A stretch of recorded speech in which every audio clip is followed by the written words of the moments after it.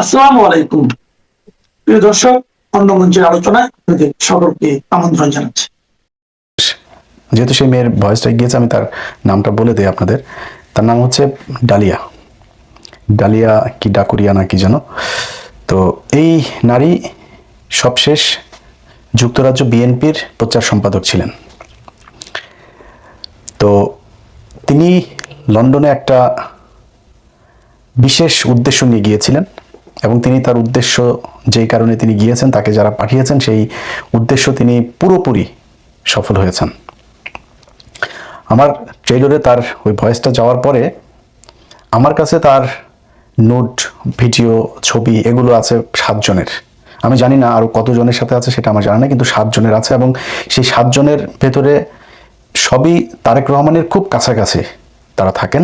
এখনও তাদের ভেতরে অনেকেই তারেক রহমানের খুব কাছে আছেন, খুব পাওয়ারফুল মানুষজন। তো এই নারীকে ধরেন, তারেক রহমান যাদেরকে বিশ্বাস করে, আমি একজন মানুষকে যদি বিশ্বাস করি, সে যদি আমাকে এসে বলেন যে হ্যাঁ এ আমাদের খুব ডেডিকেটেড, আমার দরকার, খুব ভালো, এই সে বলা, সে আওয়ামী লীগের একজন নেতার মেয়ে, তাকে তারেক রহমানের কাছে পরিচয় করানো হয়েছে। তিনি হচ্ছে শাহ মোয়াজ্জেমের খুব কাছের মানুষ, শাহ মোয়াজ্জেম তাকে চেনেন, তিনি খুব বিএনপি মাইন্ডের ফ্যামিলির মানুষ, এরকম বোঝানো হয়েছে। কিন্তু সে তারানা হালিমের সাথে পলিটিক্স করেছে, নাটক করত, তার বাবা আওয়ামী লীগের নেতা ছিল।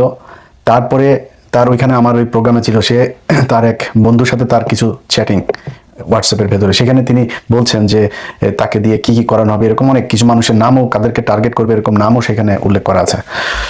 তো এই নারীর যতটুকু গিয়েছে গতকালকের কয়েক সেকেন্ডের যে ভিডিওতে, সেটা দেখার পরে আমি আজকে সারাদিন ধরেন বহু, এই গেল 3 মাসে, 3-4-5 মাসে যেসব বিএনপির অনেক মানুষজন আমার কাছ থেকে খুব দূরত্ব বজায় রাখতেন, তাদের ভেতরেও 2-1 জন ফোন করেছেন। কেউ কারোর ভাই, বন্ধু, খালা, এরকম নানান জনকে দিয়ে ফোন দিয়েছেন।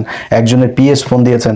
একজন নেতা সম্ভবত মদ টদ খায়া পুরা টাল হয়েছিল, ইলিয়াস ভাই কালকে তুমি কি দিবা ওইখানে, আমার কিছু, সরাসরি কোনো কথা নাই, আমার কি কিছু আছে ওইখানে? তো আমি তারা জিজ্ঞেস করলাম যে ভাই আপনার কিছু আছে নাকি, এরকম কিছু থাকার চান্স আছে নাকি বাইরে? আমার সত্যি কথা, তার কোনো কিছু ওই জায়গায় নাই, অথচ সে আমাকে এটা জিজ্ঞেস করছে। তখন আবার সে আবার বললো যে বলে না, সে বলতে যে আমি খুব, তুমি তো জানো আমি কত ডেডিকেটেড, হ্যাঁ তুমি দেখছো 2011-12 সালে আমি কতটুকু ডেডিকেশন, আমার কত নির্যাতন, আমি কিন্তু সত্যি সত্যি একজন খুব ত্যাগী একজন নেতা। আমি বললাম ভাই আমি তো সবই জানি আপনার ব্যাপারে। কয় না, তুমি তো মাঝখানে আমার অডিও একটা দিয়ে দিলা। আমি বললাম অডিও দিছি কেন? তার 2 দিন আগে আপনি 71 নিয়ে জ্বালাময়ী এক ভাষণ দিয়েছেন। আমি তো ভাই, আমার বক্তব্য তো পরিষ্কার, এই 71 নিয়ে ভাই, 71-এ কে ভালো ছিল সব ভুলে যান, 71 বাদ দিয়া এই দেশ সামনে যাইতে হবে। সামনে কেমনে যাওয়া লাগে, পৃথিবীর কোনো দেশে এই তাদের স্বাধীনতা, মানে বেশিরভাগ দেশই তো স্বাধীন, এই আমেরিকাও স্বাধীন হয়েছে। আমি তো আমেরিকার স্বাধীনতার কথা, কে পক্ষের বিপক্ষের বহু পরের কথা, স্বাধীনতা নিয়েই কোনো আলাপ থাকে না। তো আপনাদের ভেতরে এত কামড়াকামড়ি থাকে, তো তারে বললাম আর কি। আমি বলছি ভাই আপনি নিশ্চিন্তে ঘুমান, আপনার কোনো কিছু নাই ওইখানে। এরপরে আরও বহু জায়গা থেকে ফোন টোন এসে, বহুত গুরুত্বপূর্ণ জায়গা থেকে ফোন এসে, অনেক বিএনপির বড় বড় নেতা। এখন সমস্যাটা দেখেন, সমস্যাটা হলো এই মহিলার সাথে যার যার আছে, আমার কাছে 7 জনের আছে, এরকম আরো কত 7 জনের তার সাথে আছে, হয়তো আমার কাছে আসে নাই। এই সবাই তো তাহলে তার কাছে ধরা। আপনি আমারে ভয় পাচ্ছেন যে আমি এখন এটা দেখাই দিব মানুষের কাছে, ভাই আমি দেখাই দিলে তো আপনি ওপেন হয়ে গেলেন যে ওকে ঠিক আছে, এখন দেখে ফেলছে, এখন আর ওর সাথে আমার কোনো সম্পর্ক নেই। বাট আমি যদি না দেখাই, ওইটা গোপন থাকে, সেই মেয়ে যে আপনাকে ব্ল্যাকমেল করে, সেটা আপনি সেখান থেকে উদ্ধার হবেন কিভাবে? তার তো একটা উদ্দেশ্য আছে, সে কোন দেশের গোয়েন্দা সংস্থা, কোন দলের সে এজেন্ডা বাস্তবায়ন করতে সেখানে গিয়েছে, সেগুলো যদি করে, এটা তো আমার দেশের জন্য বিশাল সমস্যা। এখন আমাদের এই নেতাদের চরিত্র যদি এটা হয়, ভাই আপনার যদি বিয়ে করতে মনে চায়, আপনার ওয়াইফের সাথে যদি আপনার না হয়, আপনি আরেকটা বিয়ে করেন, দুইটা। আল্লাহ তো আপনাকে সুযোগ দিয়েছে, এর চাইতে তো বড় কিছু নেই। আপনি সমাজে আপনাকে দেখাইতে হবে হ্যাঁ আমি তো, আমার কোনো সমস্যা নাই, ভেতরে ভেতরে আপনি বিভিন্ন জনের কাছে আপনার বিচি বিক্রি করে দিয়ে বসে আছেন, এটা আমার দেশের জন্য সমস্যা। তারপরেও আপনাদের প্রতি শ্রদ্ধা দেখায়া আমি আজকে সেই ভিডিওটা দেই নেই। কিন্তু আমি কিন্তু জানি আমার এখানে যে কজন আছে, আমি তো জানি কে কে আছে সেখানে। এটা শুধু একটা ইনসিডেন্ট, এর বাইরে আরো 2-3টা নারীর, এর মধ্যে কি বলবো বলেন, এবার হয়েছে আপনার সংরক্ষিত মহিলা আসনের এমপি, আমি জানি না কতজন, তাদের ভেতরেও 2 জনেরই ছিল। এই যে বিনিময় প্রথার মাধ্যমে আপনি যে তাকে যে এই বিনিময় দিয়ে, অনেক ত্যাগী মানুষ আছে যারা রাস্তাঘাটে, একজন মহিলা যুবদলের এক নেত্রী, তার সাথে আমার কথা হয়, ভাই তার অনেক ভিডিও ছবি এগুলো এই সোশ্যাল মিডিয়াতে আছে, সে বিশাল ত্যাগী একজন নেত্রী। তার সেই ভিডিও, সেই অডিও, এই ছবি টবি সেগুলো থাকার পরেও জেল খেটেছে, রিমান্ডে গিয়েছে, যখন কেউ ছিল না তখন খালেদা জিয়ার পাশে গিয়া বসেছিল, খালেদা জিয়ার সাথে মামলার আসামি। এরকম নারী পর্যন্ত এখন অবহেলিত। বিএনপির বহু মানুষ আছে অবহেলিত। আপনি মনে করেন না যে যারা কিছু করে নাই, যার কোনো অবদান নাই, তারপরেও তার পদ দেওয়া হচ্ছে, এমনিতেই দেওয়া হয় না। এর পেছনে কারণ আছে, কোনো না কোনো জায়গায় নেতা ধরা আছে, যে কোনো এক নেতার মাধ্যমে সে এসে তারপরে এই পদটা বাগায়। এখন এই যদি হয় আমার দেশের নেতাদের চরিত্র, তাহলে আপনি তো খালি আমারে ভয় পাবেন না, আপনি প্রথম আলোরে ভয় পাবেন, ডেইলি স্টারে ভয় পাবেন, আপনি ইন্ডিয়ান এজেন্সিতে ভয় পাবেন, এটা না হলে কিন্তু তোমার এটা ছাড়া দিব। তাহলে এখান থেকে আমরা উদ্ধার পাবো কেমন? আমার এই দেশ, এটা স্বাধীনতাটা থাকবে কেমন? কারণ আপনারা তো দেশ পরিচালনা করবেন, দেশের বিশাল গুরুত্বপূর্ণ এই সিদ্ধান্ত আপনাকে নিতে হবে। আপনার যদি নাকি এরকম কারোর প্রতি পিছুটান থাকে, কোনো ঘটনার প্রতি পিছুটান থাকে এবং আপনাকে দিয়ে কাজ করানো যায়, তাহলে তো এই দেশের স্বাধীনতা থাকবে না। অতএব আপনাদের কাছে আমার যেই অনুরোধ যেটা থাকবে, ভাই এরকম যদি থাকে, আমার কথা হলো মানুষ পৃথিবীতে কেউ ফেরেশতা না। আপনার শয়তানের ইয়েতে পড়ে যেমনি হোক, আপনি কোনো একটা কারণে আপনি কোনো এক নারীর সাথে আপনার কোনো কিছু আছে, আমরা এটা মাইন্ড করবো না ভাই। বাংলাদেশের যদি বলেন যে 99.9% নেতা টেতা যারা আছে, যারা পলিটিক্স করে, সব ধান্দাবাজি করে, আমরা সবাই জানি। আপনারা যে চুরি করেন, কারোর ব্যবসা নাই, চাকরি নাই, কোনো কিছু নাই, ছেলে মেয়ে সব আমেরিকায়, অস্ট্রেলিয়া, কানাডাতে পড়াশোনা করেন, কেমনে করেন আমরা বুঝি না কিছু।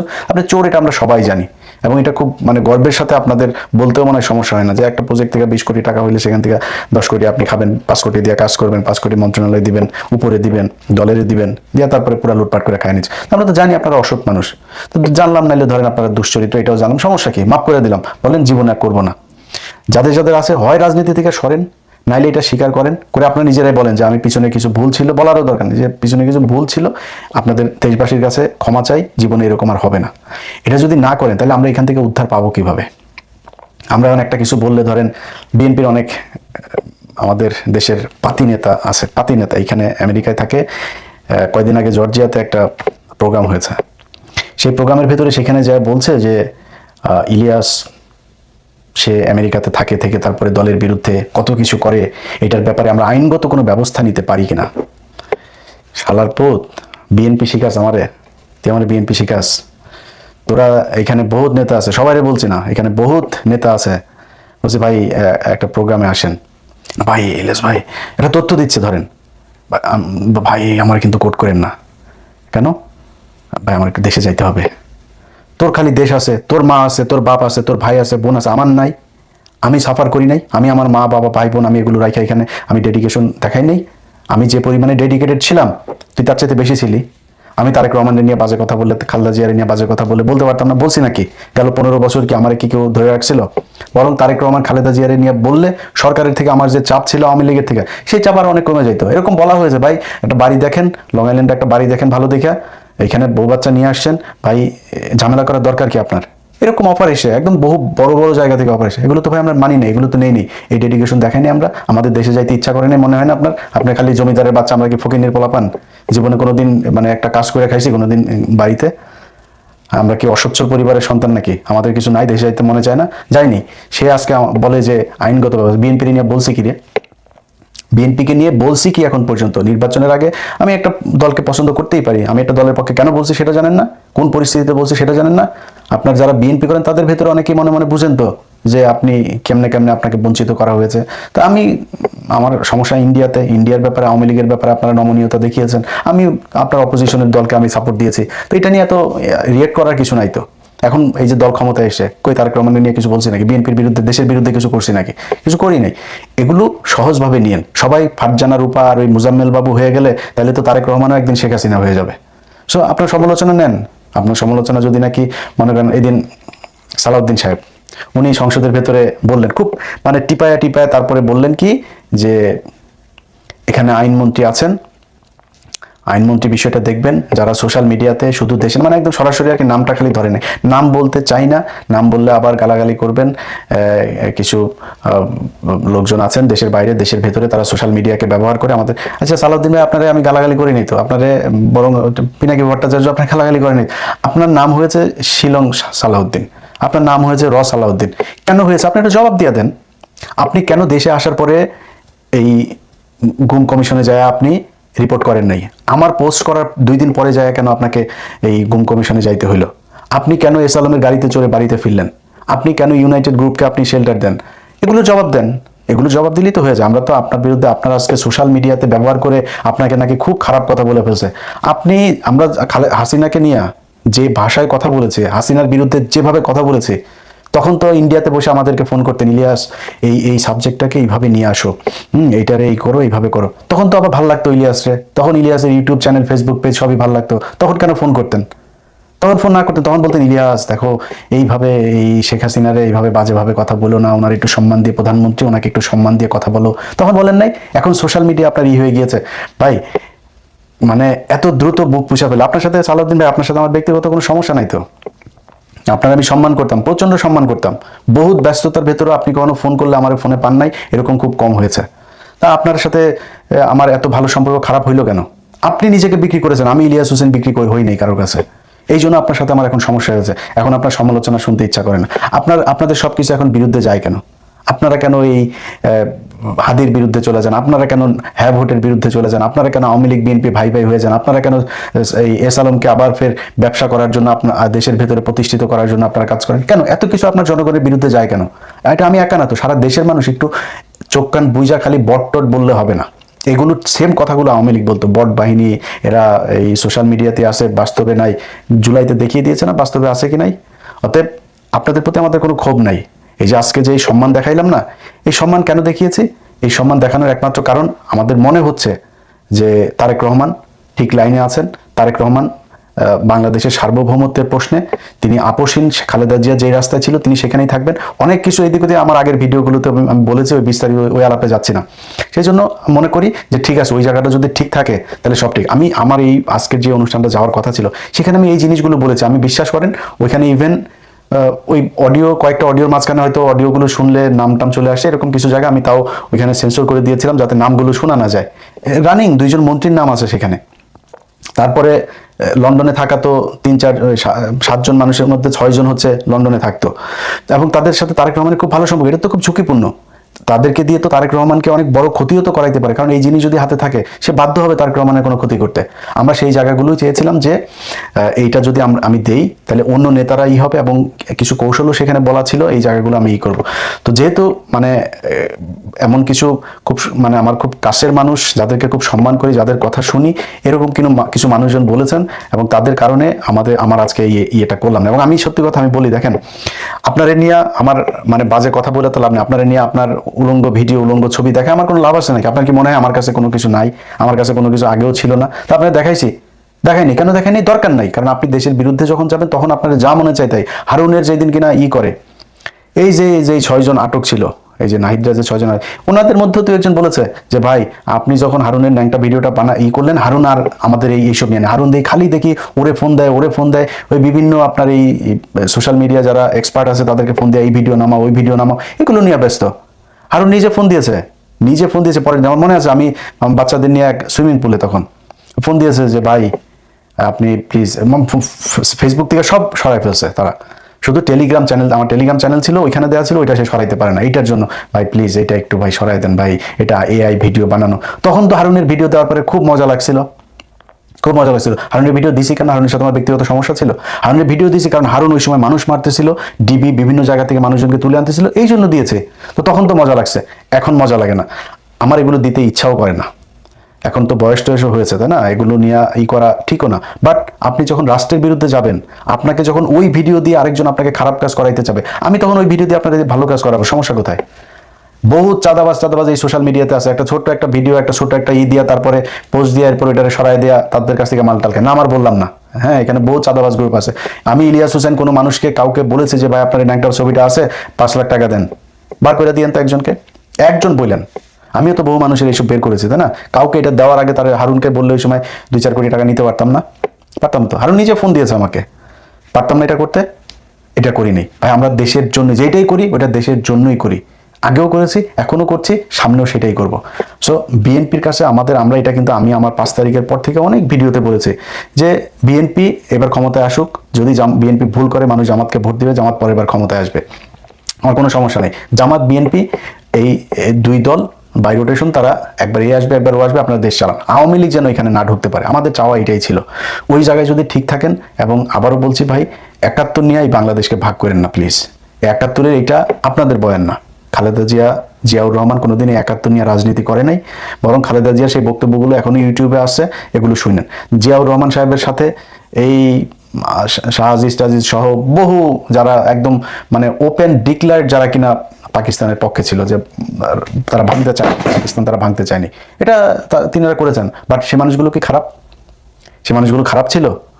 এখন এই মুক্তিযুদ্ধে যদি বিতর্কে যায়, বহুত বিতর্ক সামনে চলে আসবে।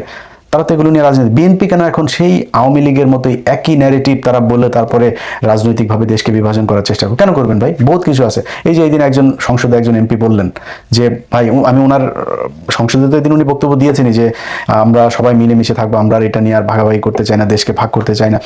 উনি যখন নির্বাচনের ক্যাম্পেইন করে, জামাতের ক্যান্ডিডেটের সাথে ওনার দেখা হয়েছিল, সম্ভবত ওনার বাড়ি বোধহয় কুমিল্লার এদিকে, জামাতের ক্যান্ডিডেটের সাথে দেখা হয়েছিল। দেখা হওয়ার পরে জনগণকে একটা দোকানের সামনে বলছে যে ভাই, ওনাকে ভোট দিয়েন, নাহলে আমার ভোট দিন, যাকে ভালো লাগে তাকে ভোট দিয়েন। ওনার সাথে আমি জেলে ছিলাম, জেলে থাকার সময় উনি আমাকে অনেক উপকার করেছেন। ভাই এত তাড়াতাড়ি ভুলে গেলে হবে না তো। আপনাদের ভিতরে এটাই থাকুক। জামাত ইসলাম যদি ভুল করে, তাদের কাছে অনুরোধ থাকবে এমন কোনো ঘটনা আপনারা করেন না যাতে আওয়ামী লীগ দেশের ভিতরে কোনো অস্থিতিশীল পরিস্থিতি বা তারা আবার ফের নতুন করে রাজনীতি করার কোনো কিছু, আওয়ামী লীগের এই দেশে রাজনীতি করার কোনো অধিকার নাই। তারা এই একদম নিকট অতীতে যে মানুষ খুন, যেভাবে গুম, প্রতিটা ঘটনায়, এই যে হেফাজতের ঘটনা নিয়ে এখন সব বের হচ্ছে, প্রতিটা ঘটনাতে তারা বাংলাদেশের মানুষকে হত্যা করেছে। এরকম একটা দলকে এই দেশে রাজনীতি করতে দেওয়া যাবে না।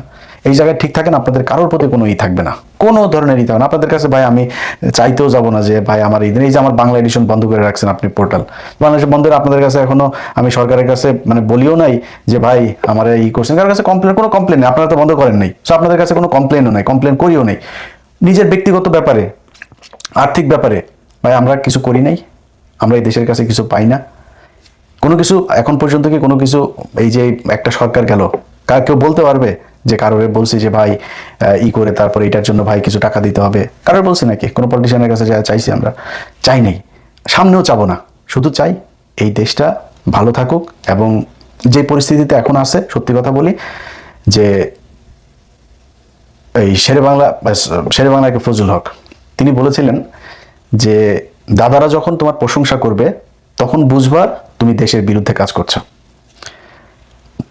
ইন্ডিয়া যখন বলছে যে এই সীমান্তে তারা কুমির ছাড়বে, সাপ ছাড়বে, তারপরে বাংলাদেশকে এক মাসের ভেতরে দেখে নিবে, আঙুল চুষবে না বসে বসে, এগুলো যখন বলবে তখন বুঝতে হবে যে দেশের সরকার প্রধান যিনি আছেন তিনি ঠিক লাইনে আছেন।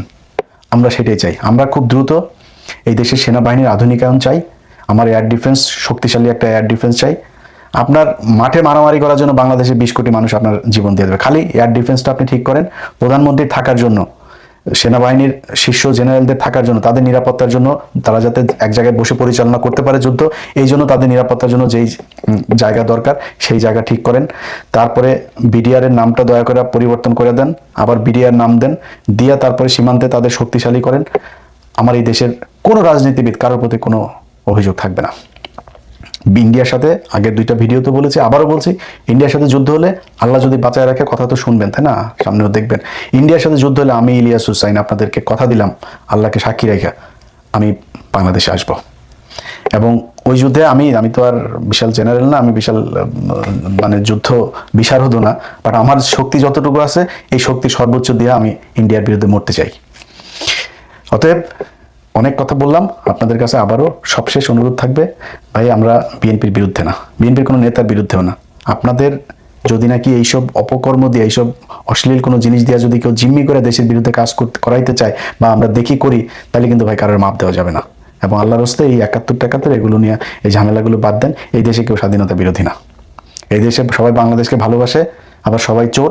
সো এখন নতুন করে চুরি টুরি বন্ধ করে কেমনে দেশটাকে সামনে নেওয়া যায় ওই চিন্তা করেন। 71 নিয়ে ঘাটাঘাটি যদি করতে চান তাহলে কয়জন মারা গেছিল সেটা বার করেন, কয়জন আসলে রেপ হয়েছিল সেটা বার করেন, কারা কোথায় এই রায়ের বাজারে কি পরিমাণে আপনার যারা প্রো পাকিস্তান ছিল, যারা এই 9 মাস চাকরি করেছে, তাদের কয়জনের লাশ আছে, তাদেরকে কারা মারলো, জহির রায়নকে কারা গুম করলো, এগুলো খুঁজে বার করেন। ওইটা মেইন কাজ। এর বাইরে এখন কে যুদ্ধাপরাধী কে কি এগুলি বলে আর লাভ নেই, এগুলি বাংলাদেশের মানুষ খায়ও না। আর বিচার হয়েছে, ফাঁসিও হয়েছে, এটা নিয়ে আপনি কয়বার বিচার করবেন? নতুন করে এটা নিয়ে কিছু করতে পারবেন? কিছু করতে পারবেন না। অতএব দেশটা এগিয়ে যাক, এই দেশের যে সরকার তাদের প্রতি সর্বোচ্চ সমর্থন আছে, যদি তারা এই ভারতের ব্যাপারে, আমাদের সার্বভৌমত্বের ব্যাপারে ঠিক জায়গায় থাকে।